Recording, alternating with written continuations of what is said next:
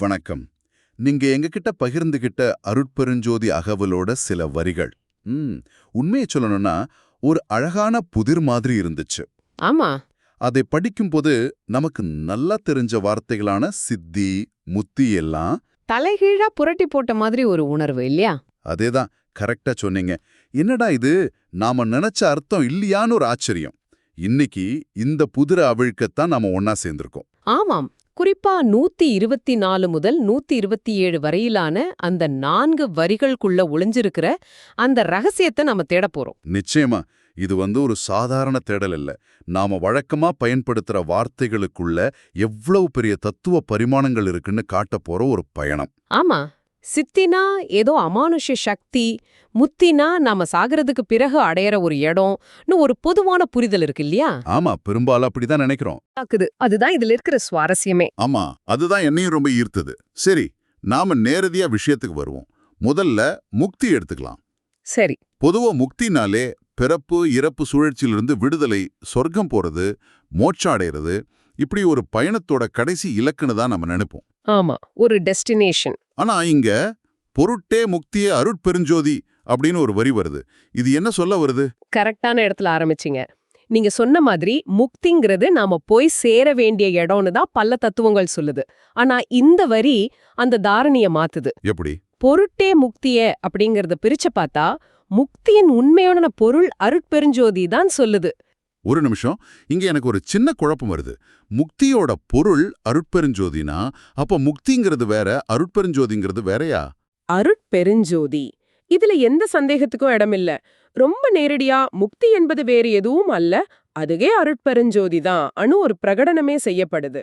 ஓ, இது ஒரு பெரிய தத்துவ புரட்சினே சொல்லலாம். நாம அடைய நினைக்கிற இலக்கு நாம எங்க இருந்து புறப்பட்டோமோ அந்த மூலப்பொருள் தான் அப்படின்னு சொல்லுது. அட, இது நான் எதிர்பார்க்காத ஒரு கோணம். நீங்க அடைய வேண்டியது உங்களுக்கு வெளியில இல்ல, அதுதான் நீங்க, அதுதான் எல்லாம் சொல்ற மாதிரி. நாம எதையோ தேடி போறோம்னு நினைச்சுக்கிட்டு இருக்கோம். ஆனா இந்த வரிகள் சொல்லுது நாம சேரப்போற இடமே நாம தானு. அப்போ அந்த இடத்த அடையிறதுன்னு ஏன் சொல்லணும்? ஆமா, நாம தான் ஏற்கனவே அதுவா இருக்கோமே. சூப்பர். இதுதான் இதுல இருக்கிற முரண் மாதிரி தோன்றும் விஷயம். நாம அதுவாவே இருந்தாலும் அதை உணராம இருக்கோம் இல்லையா? ஆமா, உண்மைதான். அந்த உணர்தல் தான் இங்க அடைவதுன்னு சொல்லப்படுது. அதுக்கும் இந்த வரிகள்லயே பதில் இருக்கு. நிலை முன்னுறு சாதனம் அருட்பெருஞ்சோதிங்கிற வரிய கவனிங்க. சாதனம். சாதனம். சாதனம்னா என்ன? ஒரு கருவி, ஒரு வழிமுறை, ஒரு பயிற்சி. அந்த முக்திங்கிற நிலைய அடையறதுக்கு நாம பயன்படுத்த வேண்டிய கருவியும், ஓகே, நாம பின்பற்ற வேண்டிய வழியும் கூட அருட்பெருஞ்சோதி தான். அப்போ இது எப்படி இலக்கை அடைய இலக்கையே கருவியா பயன்படுத்தணும்னு சொல்றீங்களா? அதேதான். இது கிட்டத்தட்ட நீச்சல் கத்துக்க தண்ணிக்குள்ளேயே குதிக்கணும்னு சொல்ற மாதிரி இருக்கே. மிகச் சரியான உதாரணம். அப்படிதான். தண்ணிய விட்டு வெளியில நின்னு நீச்சல பத்தி 1000 புத்தகம் படிக்கலாம். ஆனா தண்ணியில இறங்காம நீச்சல் வராது. சரி. அதே போல அருட்பெருஞ்சோதியை அடைய அருட்பெருஞ்சோதியே தான் வழியாகவும் கருவியாகவும் பயன்படுத்தணும். இது ஒரு ஆழமான அத்வைத நிலை. அதாவது தேடுபவர், தேடப்படும் பொருள், தேடும் பாதை, இந்த மூணும் வேற வேற இல்ல. ஆமா, எல்லாமே ஒண்ணுதான் அப்படின்னு சொல்ற தத்துவத்தோட உச்சல் இது. முக்திய பத்தின இந்த விளக்கம் உண்மையிலே சிந்திக்க வைக்குது. இலக்கும் பாதையும் ஒண்ணுங்கிறது ஒரு ஆழமான கருத்து. சரி, இதே தர்க்கம் சித்திக்கும் பொருந்துமா? நிச்சயமா. ஏன்னா அடுத்த வரியில அதையும் அருட்பெருஞ்சோதியோட இணைக்கிறாங்களே. புடையூறு சித்தியின் அருட்பெருஞ்சோதி அப்படின்னு வருது. ஆமா, அதே தர்க்கம் தான் இங்கேயும் தொடருது. ஆனா சித்தி விஷயத்துல இது இன்னும் சுவாரஸ்யமா இருக்கு. எப்படி? ஏன்னா சித்தி என்ற வார்த்தைக்கு ஒரு கிளாமர் இருக்கு. அத சொன்னாலே அஷ்டம சித்திகள், கூடு விட்டு கூடு பாயறது, தண்ணியில நடக்கிறதுன்னு ஒரு மாயாஜால உலகத்துக்குள்ள போயிடுவோம். உண்மைதான். நடைமுறையில பார்த்தா சித்தினா ஏதோ அமானுஷ்ய சக்தி, மத்தவங்கள விட பெரிய ஆளா காட்டிக்கிற ஒரு விஷயமா தானே பார்க்கப்படுது. கரெக்ட். அந்த பொதுவான புரிதலுக்கு எதிராத்தான் இந்த வரிகள் நிக்குது. புடையூறு சித்தி அப்படின்னா நம்மை சுற்றியுள்ள, நமக்கு துணை புரிகின்ற எல்லா விதமான சித்திகளும் ஆற்றல்களும் அர்த்தம். எல்லா விதமான ஆற்றல்களுமா? ஆமாம். ஒரு சின்ன குழந்தை அழகா ஒரு படம் வரைகிற திறமையிலிருந்து ஒரு விஞ்ஞானி பிரபஞ்ச ரகசியத்தை கண்டுபிடிக்கிற ஆற்றல் வரைக்கும். ஓ, நாம பாக்குற எல்லா விதமான சித்திகளுமே அருட்பெருஞ்சோதியோட வெளிப்பாடுதான் சொல்லுது. அது வெறும் அமானுஷ சக்தி மட்டும் இல்ல. அப்போ சித்திங்கிறது வெறும் சூப்பர் நேச்சுரல் பவர் இல்ல, அது எல்லா விதமான பொட்டென்ஷியல் மற்றும் எபிலிட்டியும் குறிக்குதா? எக்ஸாக்ட்லி. அதோட உச்சக்கட்டமா முக்திக்கு சொன்ன அதே நேரடி பிரகடனம் இங்கேயும் வருது. சித்தி என்பது அருட்பெருஞ்சோதி. ஆமா, அதாவது சித்தியின் முழுமையான நிலை, அந்த பூரணத்துவமே அருட்பெருஞ்சோதிதான். சித்திங்கிறது நாம அடையிற ஒரு தனிப்பட்ட சக்தி இல்ல, அது நம்மளோட மூலத்தோட, அந்த அருட்பெருஞ்சோதியோட இயல்பு. அந்த பூரணத்துவத்தோட பெயர்தான் சித்தி, அதன் சாரம்தான் அருட்பெருஞ்சோதி. இதுல நிலை சேர்ந்த அனுபவம் அருட்பெருஞ்சோதின்னு ஒரு வரி வருதே, அதோட முக்கியத்துவம் என்ன? அது சித்திய ஒரு வேறுபட்ட கோணத்துல காட்டுதா? இது ரொம்ப ரொம்ப முக்கியமான வரி. ஏன்னா இதுவரைக்கும் நாம சித்திய ஒரு தத்துவமா, ஒரு கான்செப்டா பேசிட்டு இருந்தோம். ஆமா. ஆனா இந்த வரி அத ஒரு வாழும் உண்மையா, a lived ரியாலிட்டியா மாத்துது. சித்திங்கிறது வெறும் தத்துவ அறிவு இல்ல, அது ஒரு அனுபவம். ஆமா, அந்த நிலைய அடைஞ்சதுக்கு அப்புறம் ஏற்படுற நேரடி அனுபவம். அது வெறும் நாலேஜ் இல்ல, எக்ஸ்பீரியன்ஸ். இன்னும் ஆழமா சொன்னா அந்த அனுபவம் கூட அருட்பெருஞ்சோதி தான். அப்போ சித்திங்கிறது ஒரு ஆற்றல் மட்டும் இல்ல, அந்த ஆற்றலை உணர்ற அந்த அனுபவமும் அதுவேதான் சொல்றீங்களா? ஆமாம், சித்தி என்பது ஒரு ஆற்றல். அந்த ஆற்றலை உணர்ந்து அதனுடன் ஒன்றாக கலந்து அதை அனுபவிக்கும் அந்த அனுபவமும் அருட்பெருஞ்சோதியே எழுந்து நிக்குது. கேளுங்க. முக்தியும் அருட்பெருஞ்சோதி தான், சித்தியும் அருட்பெருஞ்சோதி தான். அவற்றை அடையிற வழியும் அதனால கிடைக்கிற அனுபவமும் கூட அருட்பெருஞ்சோதி தான்னா, அப்போ முக்திக்கும் சித்திக்கும் என்னதான் வித்தியாசம்? ஆமா, ரெண்டுமே ஒண்ணுதான்னா ஏன் ரெண்டு அழக வார்த்தைகளை பயன்படுத்தணும்? இதுதான் இந்த பகுதியோட மைய புள்ளி. இந்த முடிச்சு அவிழ்க்கிறது தான் இந்த வரிகளோட சிறப்பு. சரி. நாம தனித்தனியா பார்த்த எல்லாத்தையும் இது ஒன்னா இணைக்க போகுது. இதுக்கான பதிலும் அடுத்த வரியிலேயே இருக்கு. ஏகஷிர் சித்தியே அருட்பெருஞ்சோதி. ஏகஷிர் சித்தி. ஆமா, இந்த வரிய கொஞ்சம் பிரிச்சு பார்ப்போம். ஏகனா ஒன்று, a singular unique one. ஒன்று.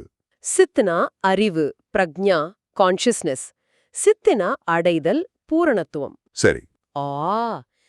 ஏக சித் சித்தினா ஒப்பற்ற, தனித்த, அறிவுமயமான ஒரு பூரண நிலை.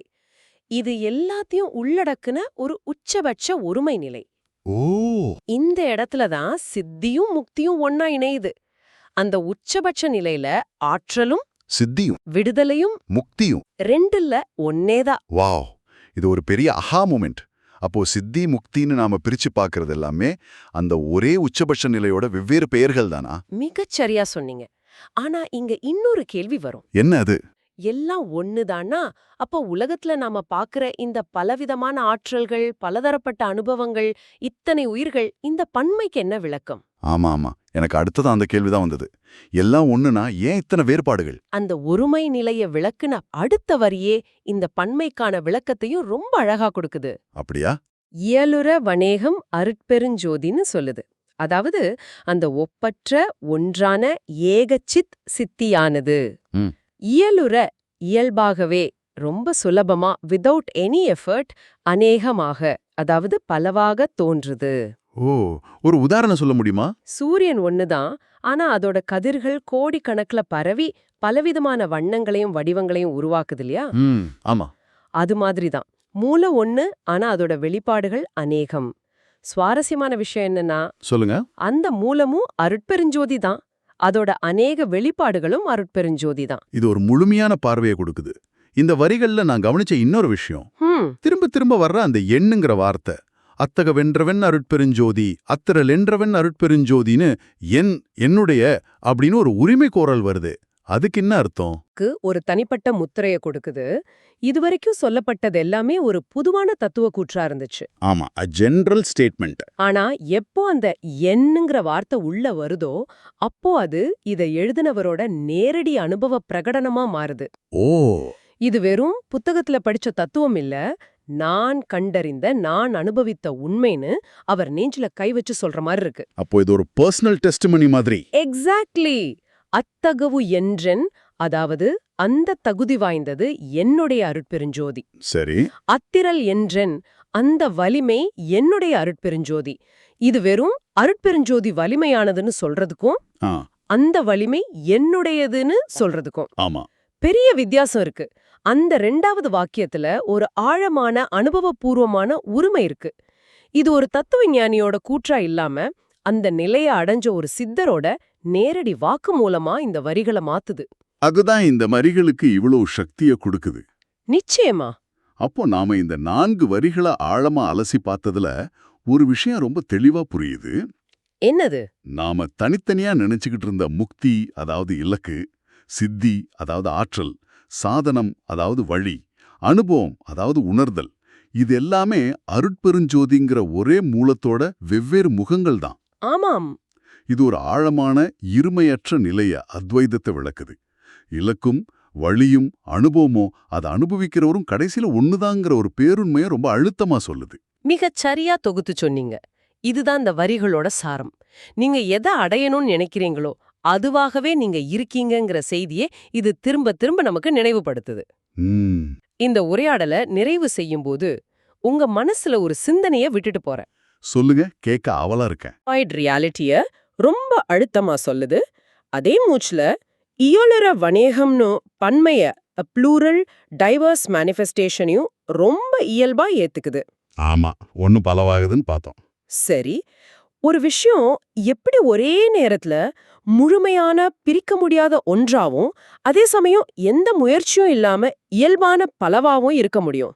இந்த முரண்பாடு மாதிரி தோற்றமளிக்கிற தத்துவத்துக்குள்ள ஒளிஞ்சிருக்கிற அந்த ஆழமான பொருள் என்னவா இருக்கும்? ஒரு நல்ல கேள்வியோட முடிச்சிருக்கீங்க. இது நீங்க தொடர்ந்து சிந்திச்சு பார்க்கலாம்.